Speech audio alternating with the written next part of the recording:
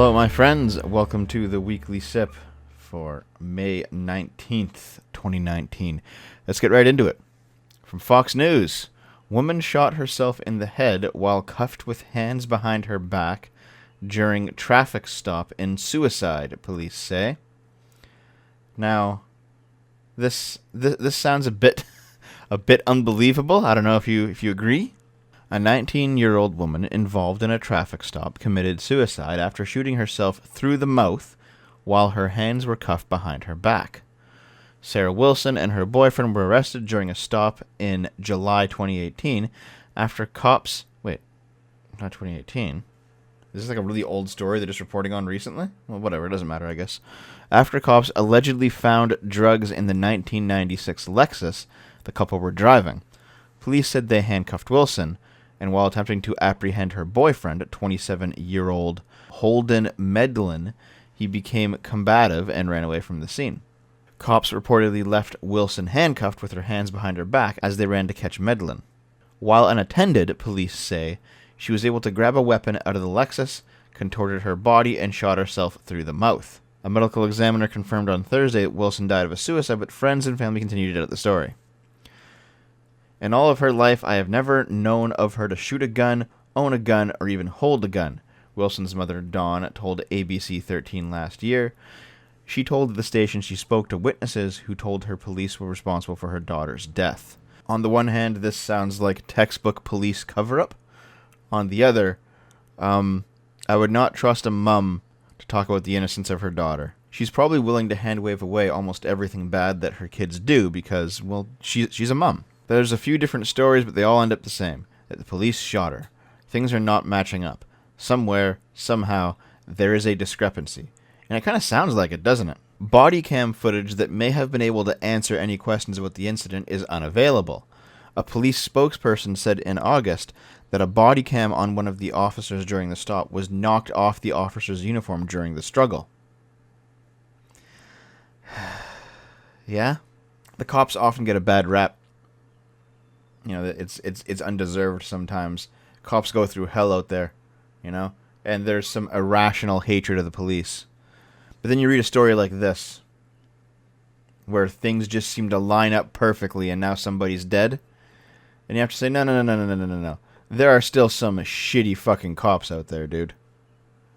And when there is a shitty cop, the good cops are, in fact, willing to cover his ass. So there's still obvious problems here. The boyfriend was ultimately charged with possession of oxycodone, possession of Suboxone, possession of paraphernalia, possession of a firearm, Schedule 1 or 2 drug, fleeing from a law enforcement officer, and being a felon in possession of a firearm. So clearly this guy wasn't good news, and she probably wasn't good news either. But does anybody really buy that she shot herself in the mouth while she had her hands cuffed behind her back? Really? Like, come on. Can you eat, like, here, try to do that right now. Put your hands behind your back and, like, keep your wrists together and see if you can maneuver your hands up to your mouth. Is there seriously any way this is possible? This is like a Seth Rich situation, dude. Let's move on to something more contemporary. Oh, I just realized that I didn't do the sip. I didn't get the coffee. Okay, well, I'm back with the coffee. And you know what? Here you go, guys.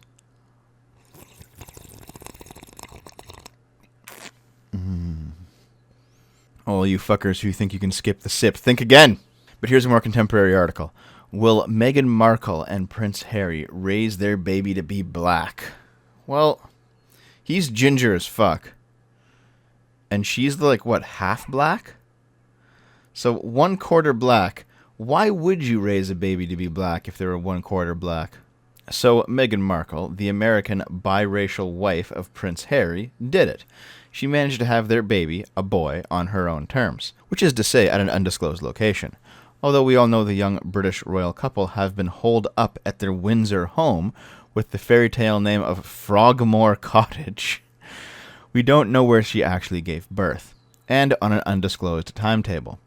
We all found out about the birth when Harry and Meghan announced it on Instagram.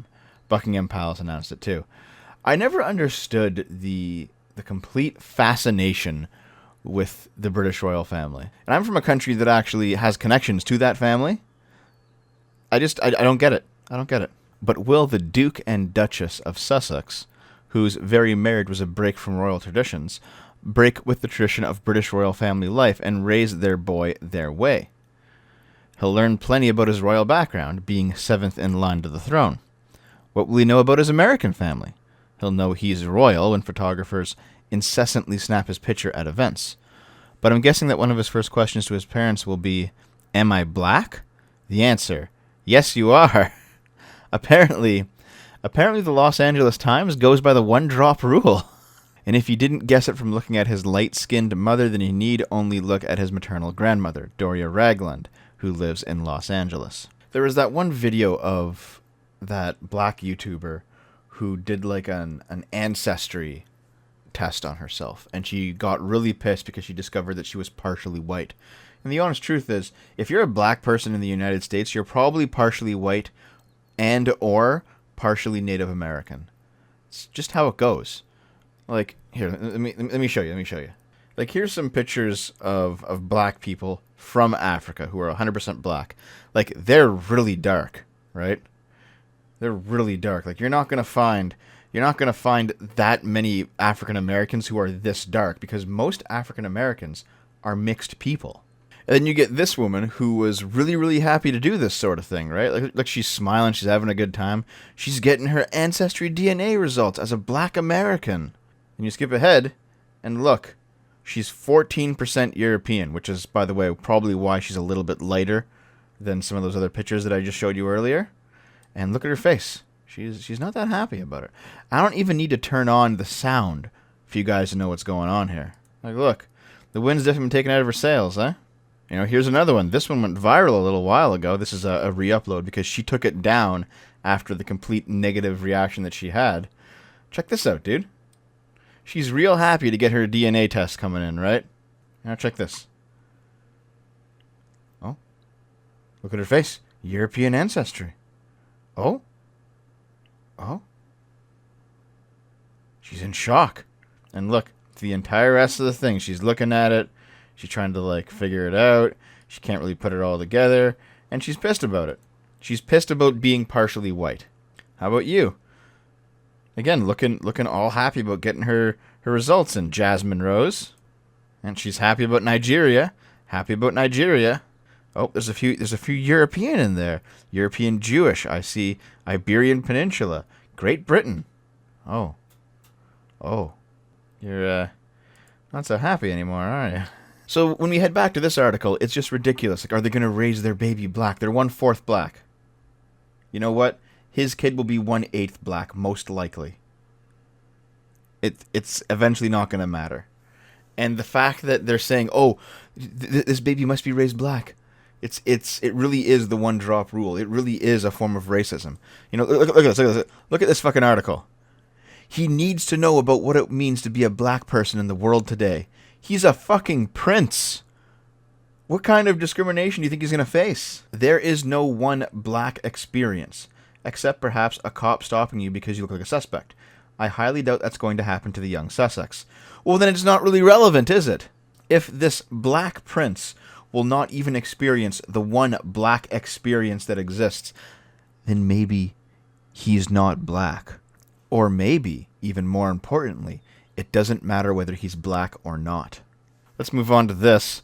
10 months of hell. Britain's first transgender hate crime trial scrapped as judge says there is no case.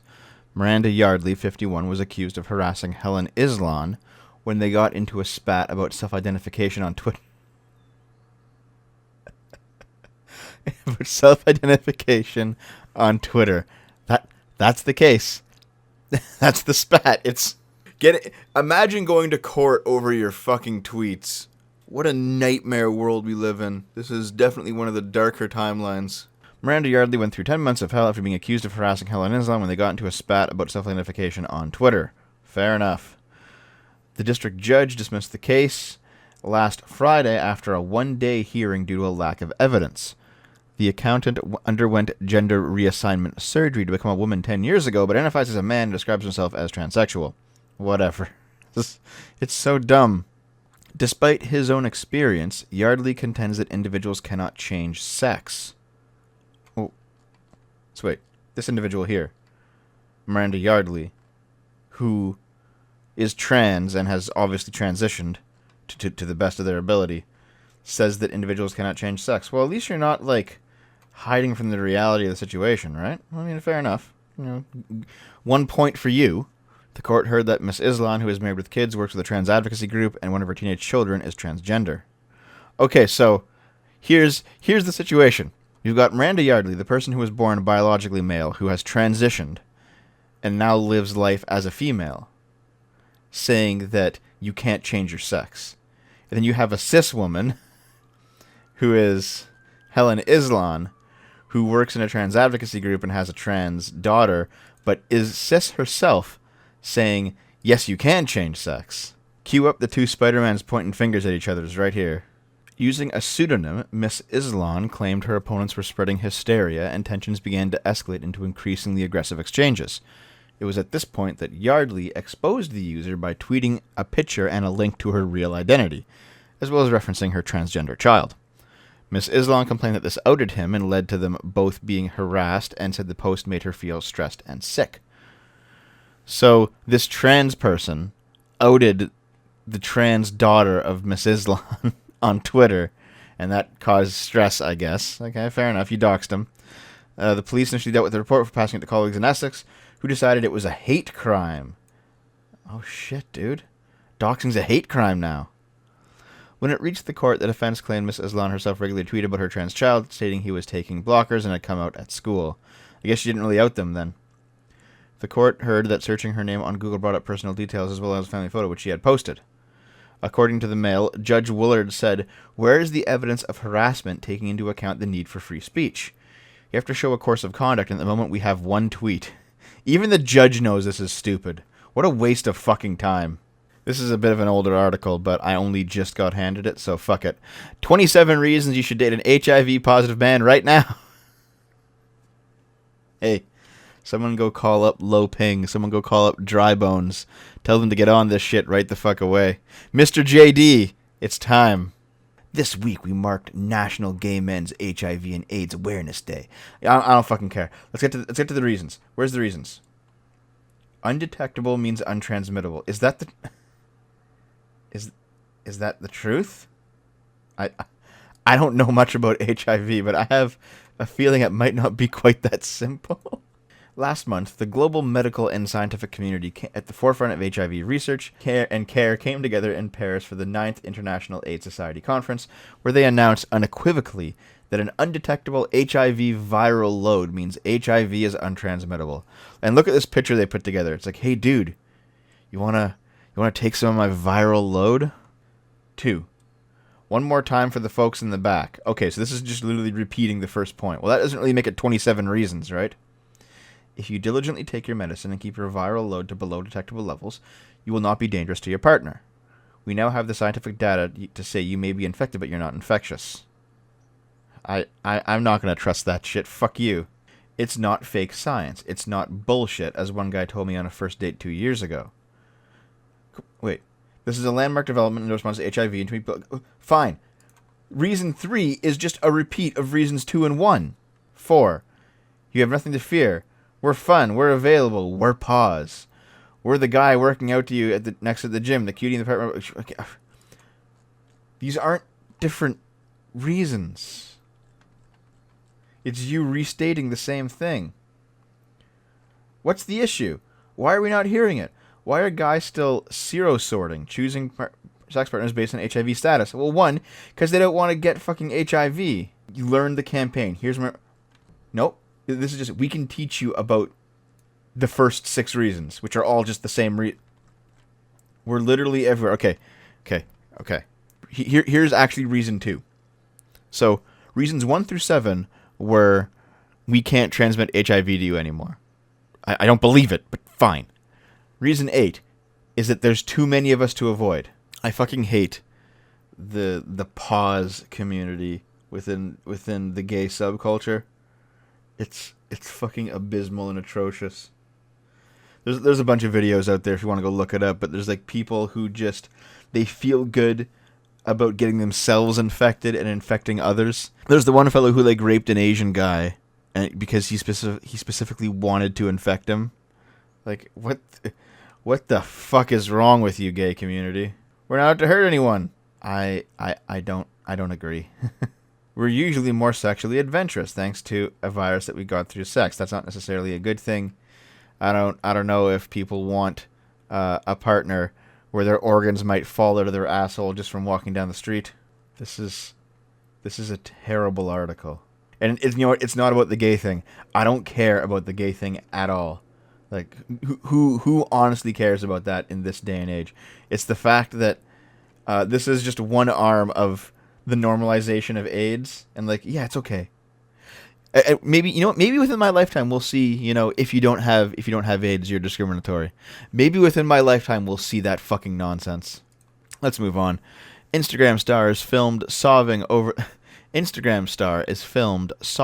the prospect of a 9-to-5 job and insists she isn't cut out for work after her account boasting 113,000 followers was deleted for being spam. She's worthless. She has no skills. Won't be able to get a normal job. You know, people who try to make money online, it's doable. Even I can do it, and I have been for the past few months. I've been living. I mean, it hasn't been like I haven't been living large or anything, but I've been getting by doing this stuff and doing the Twitch streams. But you know what? It takes work, and when I put less work into it, I see the revenue fall. Like, you have to be your own boss, and it sounds like this person didn't really realize that if you want to be an Instagram star and make money, you still got to put work into it. You're still putting in at least 40 hours a week. You should still be working at least 9 to 5. Okay, there's a video here. Let's actually check this out, see what she has to say about it. Hey guys, so like, I'm in the middle of editing, and my Instagram account got deleted, and I'm trying to get it back. I'm calling everybody I can, and I don't know why it's not working out for me. I'm in LA because of this. I'm in LA because I want to be on Instagram, and I'm randomly just recording this to put this in the video. I am nothing without my following. I am nothing without my following. And maybe I shouldn't be laughing. Trying to hate on me and report me, I'm literally trying to be a better person. I want to say to everybody that's been reporting me, think twice because you're ruining my life. Because I make all of my money online. All of it. And I don't want to lose that. And I know. Okay. First of all, if you want to stop trolls, this isn't how you do it. Making a video like this. People like to see me be down and be like them and be like the 90%ers, the people that work 9 to 5. That is not me. I am in LA to not be like that. I work so hard to get to where I'm at, and for that to get taken from me is the worst feeling in the world. Oh no, you have to be a pleb. Oh no. I'm sorry you have to do actual work like the rest of us. It's time for you to go back to McDonald's, as you say here. It's time. Wait a minute, is this her? Dude, this is photoshopped as fuck. Yeah, you know what? You can fuck right off back to the service industry. Good God. I'm in LA because I want to be on Instagram. Dude, you can be on Instagram anywhere in the world. Like, I haven't moved out of my dump hole house yet because I know that I can do this where I am. And basically I'm scratching and saving away money so that one day I probably can move. And you know, my girlfriend and I are looking to move to Ottawa. But the point is that you don't need to be somewhere. You could be saving money. You could be building yourself up instead of fucking crying. She fears she'll end up a homeless prostitute without it. Dude, you're already fucking there, man. Just own it. I was a prostitute. Okay, so I was actually right when I said that she's already there. I didn't know this. I used to strip every single day. Well, fuck me, man. I made it as a joke. I didn't know you actually are or were a prostitute. Probably going back to being one now. What some of you guys have to realize is I have no skills. I'm $20,000 in debt from college. I can't even go to college if I wanted to. Why did you go to college and rack up debt for a useless degree? Stop reporting me on Instagram. The last thing I want is to be a homeless prostitute in the fucking street doing meth. That is the last thing I want to do, so stop trying to ruin my life for all the ice-decided trolls out there. Wait, ice-decided? Does she mean Ice Poseidon? What a fuck. What a nightmare, dude. Like this whole YouTube thing. Like I've met some weird people in my time online, but damn. Final article of the day. Parents have been holding dangerous measles parties in New York City to expose unvaccinated kids to the disease. If vaccines didn't exist, this might make sense because you can get your kid measles in a controlled environment. You have more resources to take care of them because there's multiple parents there. But this is the dumbest thing I have ever fucking heard in my life. The dumbest. 285 people in a Brooklyn neighborhood were infected with measles. Get your fucking vaccines. On Tuesday, New York City officials declared a public health crisis after confirming 285 cases of measles in the Brooklyn-based neighborhood of Williamsburg. Most of the people who have contracted the disease appear to have come from the predominantly Orthodox Jewish community, where large groups of children remain unvaccinated. That's fucking stupidity. Mayor Bill de Blasio is requiring vaccinations in certain zip codes in an effort to contain the outbreak. And anyone who doesn't get the vaccine within 48 hours could be fined up to $1,000. Yeah, at this point, it's kind of a public health risk, isn't it? It's not just a single thing. It's not just one person who doesn't get it. The anti-vaxxers are so insane. What the fuck? Like, 10 years ago, they were a laughingstock. How is it that they're growing? But news of measles parties, events where parents bring their unvaccinated children together to purposefully help them contract the disease, are concerning public health officials. During a press conference on the measles outbreak, officials confirmed multiple reports of the gatherings, which echo other disease-related parties of years past. This strangely sounds like the HIV article from 2 articles ago. Ugh. What a shit show world we live in, guys. Holy fuck. And I'm getting out of here. Thanks for showing up. Thanks for watching. Hope you guys enjoyed yesterday's video. The YouTube is BuzzFeed's Vassal video. And actually, I'm recording this right now. It's 10:49 a.m. I'm going to aim to get it out around noon today. And by the time you guys are watching it, I will probably be recording a Dumping with Scrump today, because Scrump and Lilith are both available this afternoon. So maybe, in fact, you'll see that tomorrow. That would be good. As always, twitch.tv/GameBoomers. Tonight will be Tales of Vesperia night. I sound like a broken record, don't I? Every Sunday night, me, my girlfriend, Dave, and the commie Jordan play Tales of Vesperia on my gaming channel. So, that's the scoop. I'll see you tonight, guys. I love you.